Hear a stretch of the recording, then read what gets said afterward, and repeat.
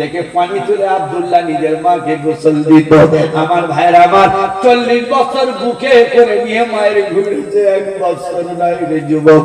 বারাগোহালের মানুষ শুনে রেখে দাও, মার 1 বছর 2 বছর সেবা করতে গিয়ে আমরা ভাই ভাই বিচ্ছেদ হয়ে যাই, বাপ আর মা আমাদের কাছে ভারী হয়ে যায়। মুসনাদ ইলাইহির মধ্যে লিখে দিয়েছে, দেখেন আমার ভাইয়ের আমার অন্ধ মাকে 40 বছর কাঁধে নিয়ে ঘুরেছে। আমার সোনার লালের আমার বারাগোহালের যুবক মাথায় রেখে দেবেন।